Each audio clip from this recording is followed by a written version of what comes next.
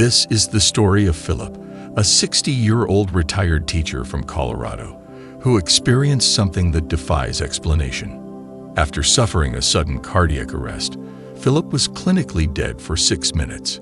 But in those 6 minutes, he claims to have visited an infinite universe filled with indescribable beauty and profound truths. Guided by a radiant presence, he was shown humanity's purpose, Earth's delicate balance, and the power of love and connection. Philip's journey left him transformed, with a message to share. Life is far greater than we can imagine, and every action has meaning. What he saw will change how you view life. I woke up that morning feeling just fine. It was an early spring day, the kind of morning that makes you want to get outside and breathe in the crisp air. After breakfast, I went out to tend my garden. It's a small patch behind the house. Nothing fancy, just tomatoes, beans, and a few flowers my wife loves. Gardening had become a peaceful ritual for me since retiring. I enjoyed the rhythm of it, the way it reminded me of life's cycles. I was pulling weeds when I felt it, a strange tightness in my chest. At first, I brushed it off, just a little heartburn. I thought, I've always been a stubborn man, not one to rush to the doctor over every little thing. But this was different. The pressure grew stronger, spreading down my left arm. My vision blurred, and a wave of dizziness hit me like a freight train. I barely made it to the porch before collapsing. The last thing I remember was my wife, Linda, kneeling beside me, her voice trembling as she called 911. "Stay with me, Philip," she said, over and over. I wanted to tell her I was fine, but the words wouldn't come. My world went dark, and the next thing I knew, I was somewhere entirely different. When I opened my eyes, or what felt like my eyes, I wasn't in my garden anymore. I wasn't in my body either. I was floating in a vast expanse of darkness. It wasn't an empty, cold kind of darkness, though. It felt alive, peaceful. I didn't feel fear or pain. I felt weightless, as if I'd left behind everything heavy in my life. My worries, my regrets, even my physical body. At first, I thought I was dreaming. Is this real? I asked myself, but it felt more real than anything I'd ever experienced. Then, far off in the distance, I saw a light. It wasn't like any light I'd ever seen. It wasn't harsh or blinding. It was soft, warm, and inviting, like it was calling to me. Without thinking, I moved toward it, not walking, but simply willing myself closer. As I got nearer, the light grew brighter, and I noticed something incredible. The darkness around me wasn't empty at all. It was filled with stars, galaxies, and swirling colors I couldn't begin to describe. It was like I was floating in the middle of the universe itself, and I could feel the energy of it all. It wasn't chaotic or random. It was purposeful, like every star and planet was exactly where it was meant to be. I realized I was part of it too, connected to everything around me. As I continued toward the light, the universe opened up before me in a way that's hard to put into words. I saw galaxies spinning like great cosmic dances, stars being born in bursts of light, and black holes swallowing everything in their path. But instead of feeling small or insignificant, I felt connected to it all. I realized that every part of the universe, every star, every atom, had a purpose, and somehow so did I. The light wasn't just a destination, it was alive.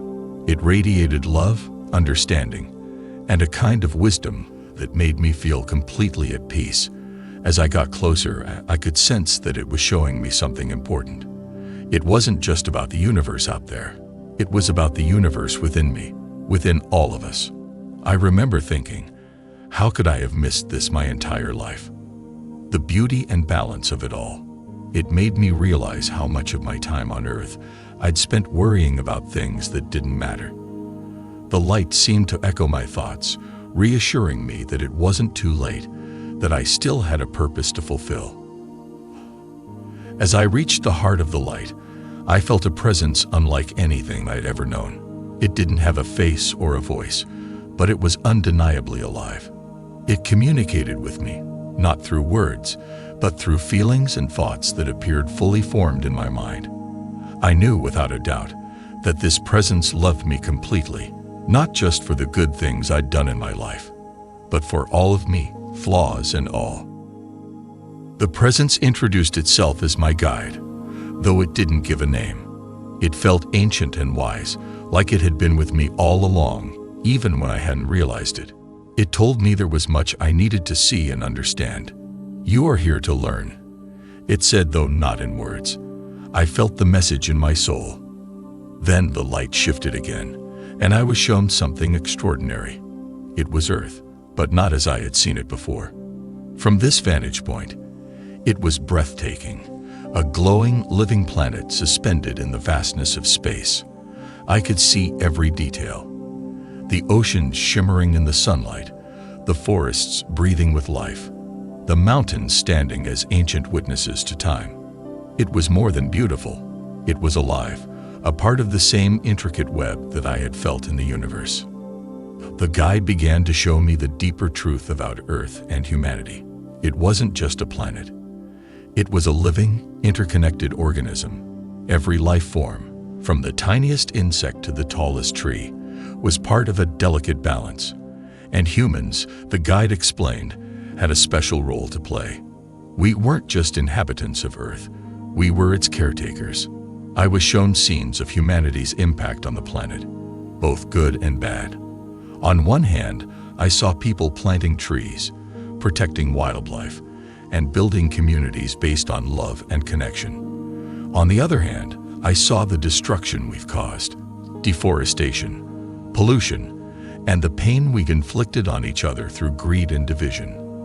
The guide didn't judge or condemn, it simply showed me the truth. The most powerful moment came when I realized that Earth wasn't separate from us. Its well-being was directly tied to our choices, our actions, and our ability to live with purpose. The guide's message was clear. Humanity's purpose isn't just to exist, it's to nurture, to protect, and to grow, both as individuals and as a species. The guide shifted the vision, and suddenly, I was seeing Earth in a way I had never imagined before. It was as if I was floating just above the atmosphere, looking down at the planet in all its glory. The Earth was alive, glowing with vibrant colors that seemed to pulse with energy. The oceans sparkled like liquid gems, the forests were deep and lush, and the deserts shimmered like gold. It was breathtaking. The guide showed me scenes of life in its purest form. I watched dolphins leaping joyfully in the waves, birds soaring effortlessly across the sky, and fields of wildflowers swaying in the wind. It was a reminder of the Earth's incredible beauty and balance, a balance that had been maintained for millions of years without interference. Then I was taken closer to the heart of nature itself. I saw a single leaf, its veins intricate and alive, as if it were breathing. I could feel the energy that flowed through it, connecting it to the tree, the soil, the water, and the sun. Everything was interconnected, part of the same great system. The guide made me feel, not just understand, that every element of Earth's beauty was connected to the next, each one essential, each one purposeful. In that moment, I realized how much we, as humans, take for granted. The Earth is not just a resource, it's a miracle, a masterpiece, and we are part of it. The guide's message was clear. We must see the beauty, not just in the grand vistas, but in the smallest details. That is where true gratitude begins. The vision of Earth's beauty shifted, and suddenly, I was shown something darker. The forests I had just seen were now replaced by barren land, their trees stripped away. Rivers that had sparkled moments ago were now polluted, their waters lifeless. The air that had been crisp and clean was heavy with smog, choking the skies. It was as if I was witnessing the Earth's pain firsthand. The guide communicated something profound. Humanity's actions have consequences, not just for the planet, but for ourselves. I saw factories spewing toxic fumes into the air, oceans filled with plastic waste, and animals struggling to survive as their habitats disappeared. But the pain wasn't just physical. I could feel the emotional weight of division and greed, the way our disconnection from the earth had mirrored our disconnection from each other. Then the guide showed me a powerful image. A child standing on cracked, dry ground, looking at a single wilted plant struggling to grow. The child reached down, cupped the plant in their hands, and began to water it. Slowly, life returned to the plant, and with it, the surrounding landscape began to flourish. The guide's message was clear. While the damage we've done is real, it is not irreversible. Every action, no matter how small, has the potential to heal. The vision left me with an urgent understanding. Our choices matter. The way we treat the earth reflects how we treat ourselves and each other. And the only way forward is to choose compassion, responsibility, and love. After showing me the earth's beauty and its struggles, the guide turned to something even deeper, the power of love and connection. I was no longer looking at the planet from above. Instead, I was immersed in scenes of human life, moments that showed the profound impact of love. I saw a woman helping an elderly man cross the street, her kindness lighting up his face with gratitude. I watched a father teaching his child how to ride a bike, the child's laughter echoing with pure joy. I saw strangers coming together to help a family rebuild their home after a storm. Each moment was simple, yet it radiated a power that was undeniable. The guide communicated that love is the most powerful force in the universe, the energy that connects us all. It's not just an emotion. It's a force that can heal, transform, and unite. Every act of kindness, no matter how small, sends ripples through the universe, touching lives in ways we may never see. Then I was shown my own life. I saw moments where I had been kind, helping a struggling student as a teacher, comforting a grieving friend, and standing by my family in difficult times. But I also saw moments I had missed, opportunities to show love that I had let slip by because I was too busy or distracted. The guide's message was clear. Love isn't just something we feel, it's something we do. And it's in those actions that we find our true purpose. The next vision the guide shared with me was one of forgiveness. It began with a memory from my own life, a moment I had tried to forget. I saw myself in my 20s, arguing with my father. We had a falling out over something I can't even remember now, but it led to years of silence between us. I felt the weight of that moment, the regret of letting pride keep us apart. Then I saw my father again, not as I remembered him, but as he truly was. Flawed, yes, but also loving and human. The guide showed me how forgiveness could have changed everything. It wasn't about erasing the past. It was about freeing ourselves from its grip. Next, I was shown other people's lives, moments where forgiveness had transformed relationships.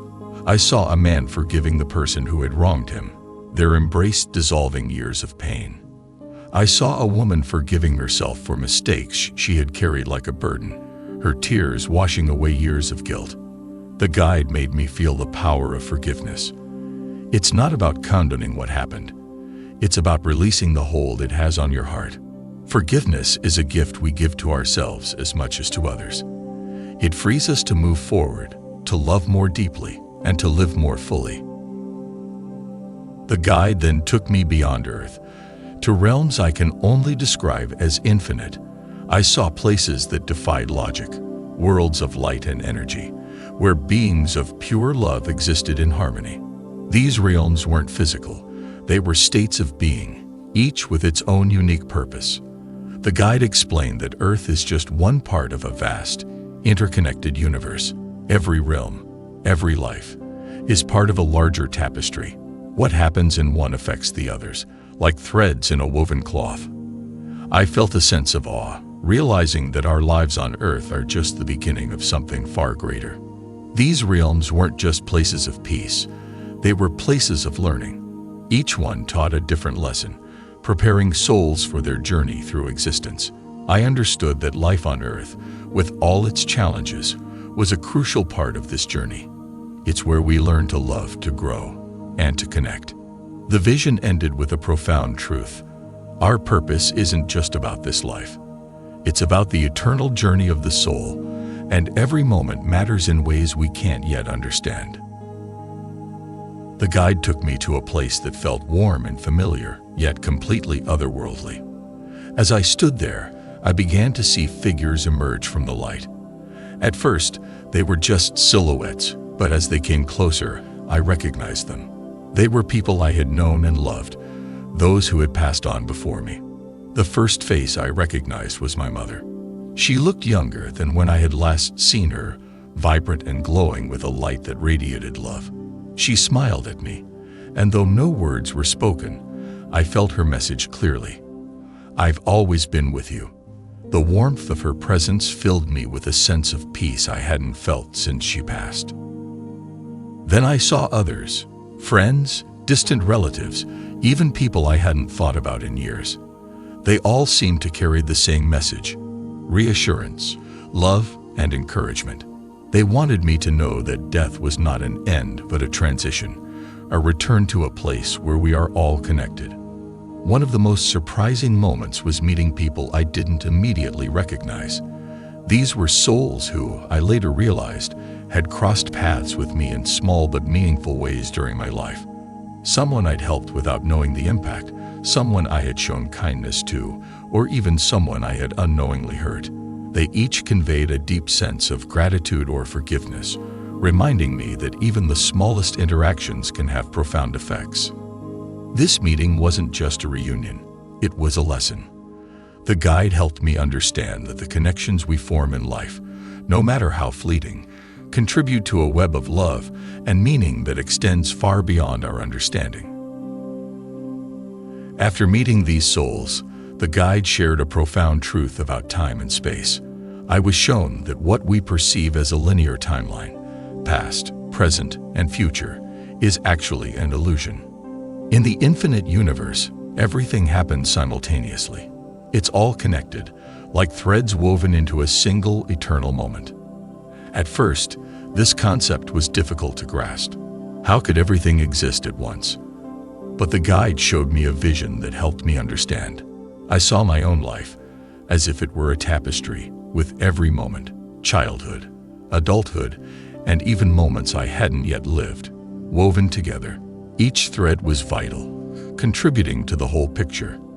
The guide explained that while we experience life in a linear way on Earth, our souls exist outside of time, experiencing the fullness of our existence all at once. This realization gave me a new perspective on life's challenges. The struggles I had faced, the mistakes I had made, and the triumphs I had celebrated were all part of the same tapestry. Nothing was wasted, and nothing was without purpose. I felt a deep sense of peace, knowing that every moment, good or bad, had meaning in the grand design. The guide also showed me how this concept applied to the universe as a whole. Every star, every planet, every life was interconnected, existing in harmony beyond the constraints of time and space. It was a reminder that we are all part of something far greater than ourselves. The guide then turned my attention back to Earth, specifically to the role each person plays in the grand design. I was shown how every individual has a unique purpose, a role that only they can fulfill. It doesn't matter whether that purpose seems big or small. Each one is essential to the balance of the universe. I saw a woman teaching children in a small rural school. She wasn't famous or wealthy, but the love and knowledge she shared with those kids were like seeds, growing into something far greater than she could imagine. I saw a man repairing a broken fence for his elderly neighbor, his simple act of kindness creating a ripple effect that inspired others in the community to help each other. Then, I saw my own life. The guide showed me moments I had forgotten, times when I had helped a struggling student as a teacher, offered a listening ear to a friend in need, or stood up for someone who couldn't stand up for themselves. I realized that these moments, though they felt small at the time, were part of my purpose. The guide's message was clear. Our purpose isn't always about grand achievements. It's about living with love, intention, and compassion in our everyday actions. Each of us has the power to make the world a better place, one small act at a time. The guide showed me a vision of what the future could look like if humanity embraced its purpose. It was a world where people lived in harmony with each other and the earth. I saw communities coming together to solve problems, neighbors helping neighbors, and leaders who genuinely cared about the well-being of their people. In this future, the environment was thriving. Renewable energy powered cities, forests were flourishing, and clean water flowed freely. People had learned to respect the earth, treating it not as a resource to exploit, but as a home to care for. The air was clean, the oceans were alive with vibrant ecosystems, and wildlife was thriving alongside humanity. But it wasn't just about the environment. I saw families strengthening their bonds, communities embracing diversity, and people working together to address inequality and injustice. It was a world where love and connection were the guiding principles, where every person's unique purpose contributed to the greater good. The guide emphasized that this future wasn't guaranteed. It was a possibility, a path we could choose if we were willing to change. It required effort, sacrifice, and a commitment to living with intention. But the vision left me with a profound sense of hope, knowing that such a future was within our reach. While the vision of a better future was inspiring, the guide didn't shy away from showing me the challenges humanity would face. I saw moments of division, greed, and apathy, obstacles that threatened to derail progress. People clung to old ways of thinking, resisting change out of fear or ignorance. The guide showed me scenes of conflict, arguments over resources, mistrust between communities, and leaders who prioritized power over unity. These challenges were not sugar-coated, but neither were they presented as insurmountable. The guide's message was clear. Humanity has the power to overcome these challenges, but only if we work together. I was reminded that progress isn't linear. There will be setbacks, struggles, and moments of doubt. But each challenge is an opportunity to grow, to learn, and to choose a better path. The guide encouraged me to focus on the small steps we can take every day to create change, knowing that even the smallest actions can make a difference. The guide then delivered a sobering warning. The greatest threat to the vision of a better future wasn't the challenges humanity faced, but the danger of complacency. I was shown what could happen if people became content with temporary progress or fell back into old habits. It was a haunting vision. I saw a world where efforts to heal the planet were abandoned halfway, leaving unfinished projects and broken systems. Forests that had started to regrow were cut down again. Rivers that had been cleaned returned to being polluted. Communities that had begun to unite fell apart, divided by petty arguments and misunderstandings. The guide emphasized that progress isn't permanent. It requires constant effort, vigilance, and commitment. In one scene, I saw a group of people standing idly by as their neighbors struggled. "It's not my problem," someone said, turning away. Those words echoed painfully. I realized how easy it is to let someone else carry the burden, to assume that others will fix the world's problems. The guide made it clear that complacency is not just inactivity, it's the silent acceptance of things as they are, even when they're wrong. The vision ended with a simple yet powerful message. Every person must take responsibility. Progress is only sustainable when everyone plays their part. It was a call to action, a reminder that the work of building a better world never truly ends. After everything I had been shown, the guide turned to me and said, "It's time to go back." I felt a pang of reluctance. I didn't want to leave this place of peace and understanding. But the guide reassured me, "You have work to do. Your purpose is not yet fulfilled." In an instant, I felt myself being pulled back. The infinite universe around me began to fade, replaced by a cold, heavy sensation. I opened my eyes to the fluorescent lights of a hospital room. My chest ached, and I could hear the steady beep of a heart monitor. My wife, Linda, was sitting beside me, her face streaked with tears. When she saw me awake, she grabbed my hand and whispered, "You're back." It was overwhelming. returning to my body after experiencing something so vast and profound.